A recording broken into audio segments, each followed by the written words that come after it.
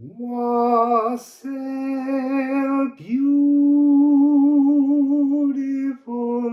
people. So it's the 27th when you're seeing this. And I want to sit down and do a little reading because from today, for about a month and a few days, a week, the Earth is going to have a second moon. I know! Yeah, there's a tiny asteroid. You won't be able to see it with the naked eye or even with quite good telescopes, but we're being joined by an asteroid that's coming in. So we're going to have two moons just for that little period of time. And that feels very significant. So I want to dig in to that. It's very early in the morning, but I can't get it off my mind. Two moons! So let's just start with the musical alchemy. See, it's make, and I'm immediately being told it's a cosmic egg. It's offering some kind of cosmic opportunity, some sort of disruptor frequency to realign something. And it's here to realign the world, but I mean the natural world. Maybe it's not got anything to do with us, I don't know, but it's got something to do with a frequency disruptor that's going to break. You see, I've been getting lots of information recently about a kind of energetic jail that's being held over things, and I think that has a lot to do with how we've moved from a 200-year Earth cycle to a 200-year air cycle. Or you can look at it, because there's always something within the way I look at astrology that I like to look at both tropical and sidereal. So you could say we've just come out of fire and we're going into earth, because there's always an energy of prediction or anticipation, preparation. And then I also obviously look at heliocentric. But so look, we've got this second, you see, it didn't fall out, but it just wants me to show it. It's magically materialized. 5155. Setting time, fixing in a new modality. And we're very much in the realm of F.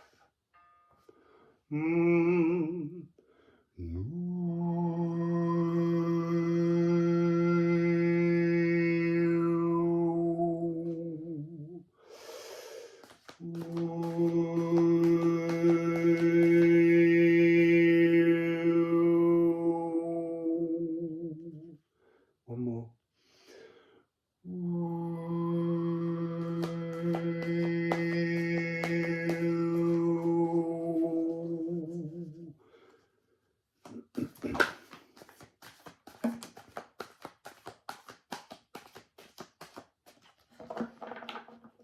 So what else, second moon? Oh, look, you see, it's rewriting nature's atomic blueprint. I'm still not getting the energy of us with this. Because if it was something somehow for us, our naked eye would see it. We're blind to this. We can't see it. Let's have a sip of coffee. And not dribble all down the front of my shirt.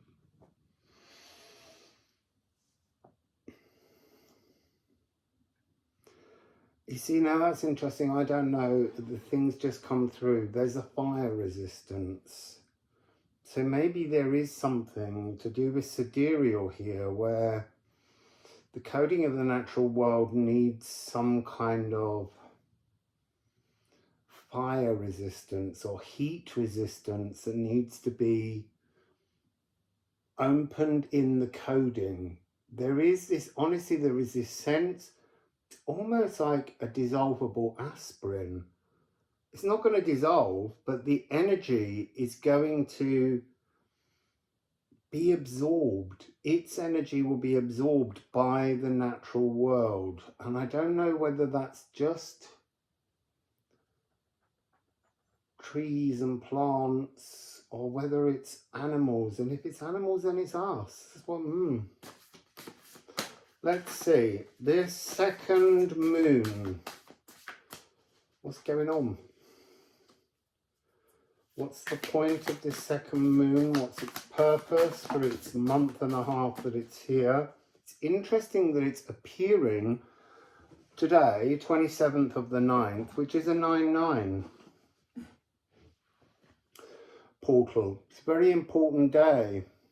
It's also Olga's birthday. Happy birthday, Olga. And it's in an eclipse tunnel. This is a very powerful eclipse. There's so much reset energy going on. So we have Hertecker, and that's underneath the environment. So the pain of the natural world, oh my God, so beautiful, health will be restored. So, oh, interesting. It's not affecting us as in our consciousness. This little asteroid pill that's coming in for a month and a half is here to affect biome, cells.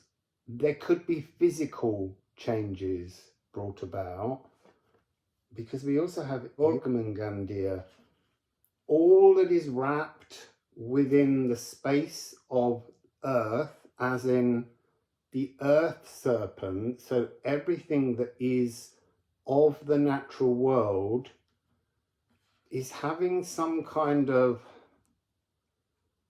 biome update, is all that I can say that it feels like. A biome update to the whole planet.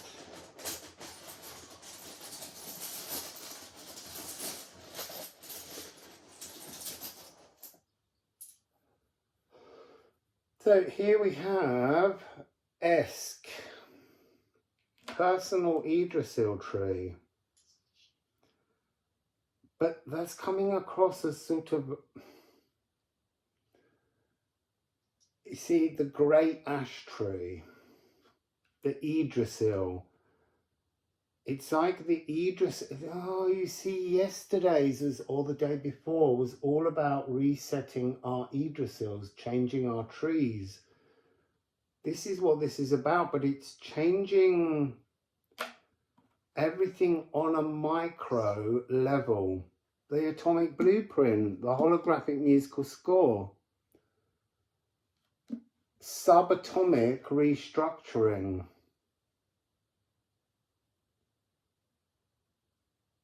It's the source of breath for the wind of change.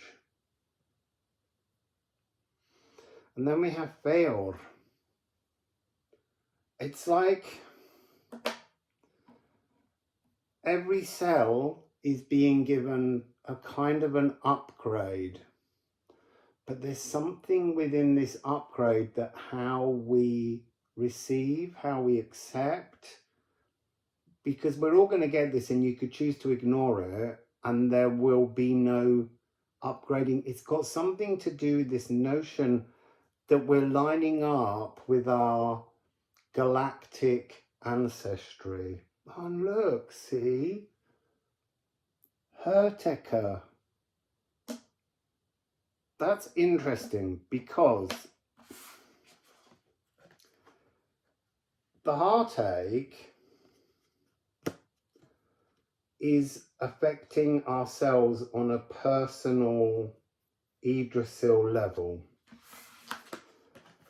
The aether molecules, creator molecules, are coming in like Idun's apples of youth to every single cell that has consciousness.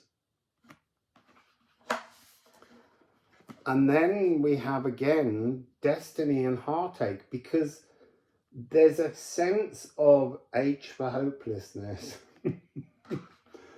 that is currently pervading many in society. So let's go with the top 3 cards now. Make, Salt and Gemini.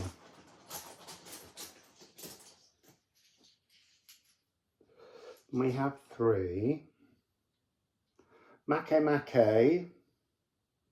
has got horse, movement. There is movement in the environment because of this moon. M for moon, Mona. And look.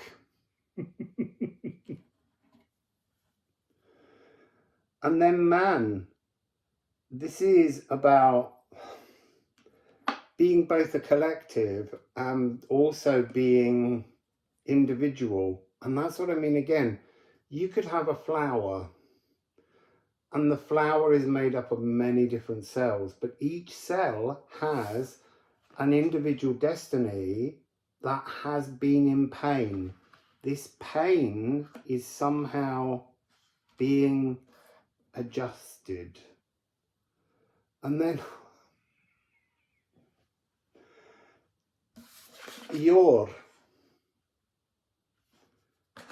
so this moon is the pill that will change the settled form of everything. But it, not like that, but it's a new coding that will begin to wash through things.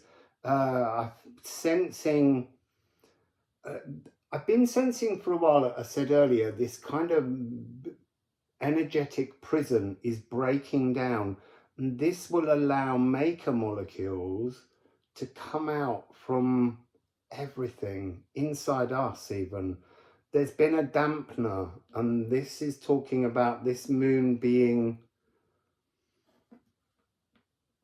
the tiny little minuscule, almost microscopic, it's about the size of a small bus. And yet it's going to affect something massively by,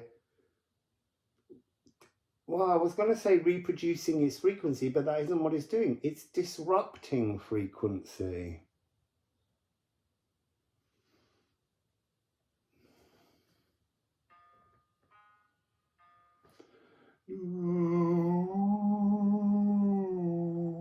It's almost like it's changing the tuning. So it's like the earth speaks. That's what I'm picking up here. The earth will speak. I'm not sure whether it means with voice, but it could be. It could be, because I've also been picking up beings beyond the veil, stuck beyond the veil, and we only get flashes of them coming through. And it's interesting, we've just got here, Moon in Virgo. Empathic luminosity, the mathematics in music, redefining circumstances. And here again, that's the F sharp. So look, we've got 333.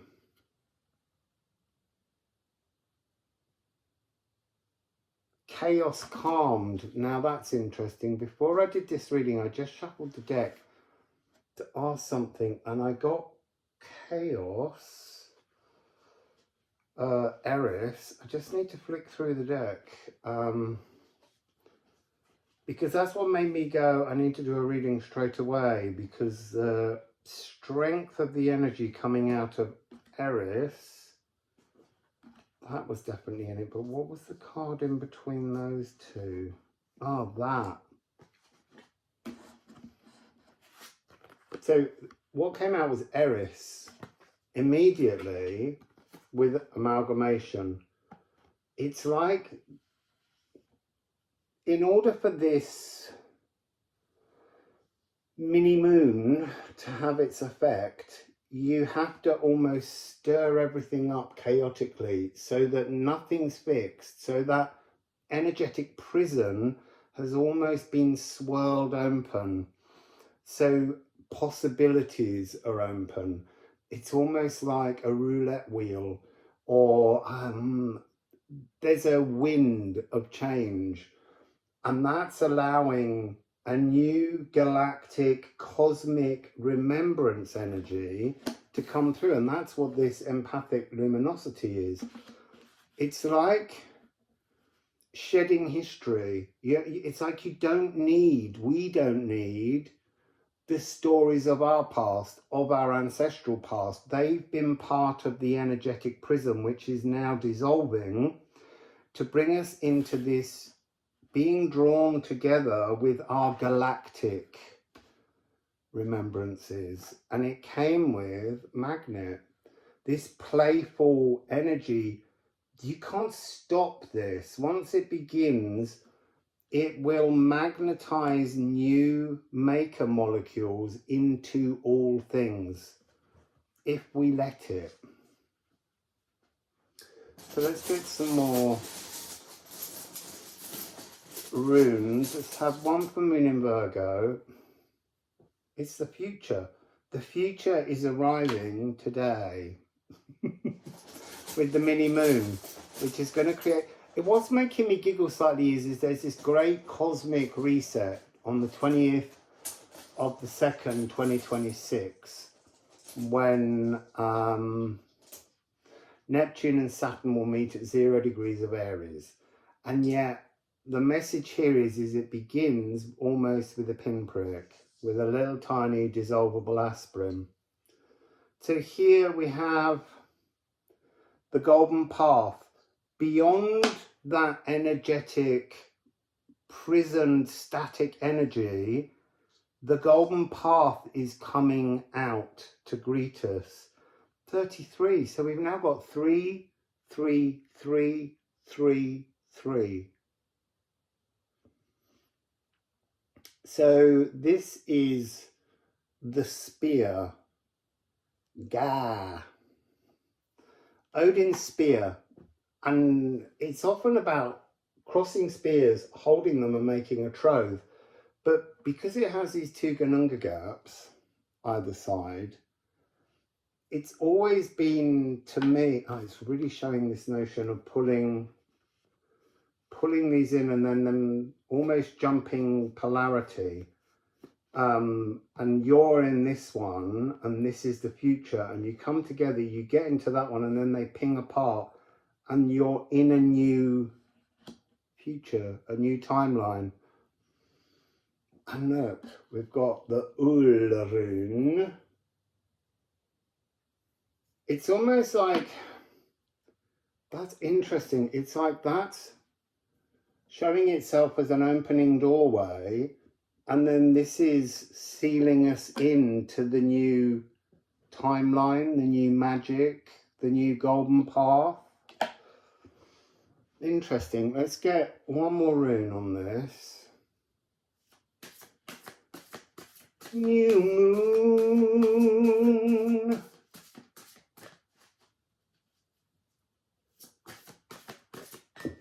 Oh, that nearly went in my cup of coffee.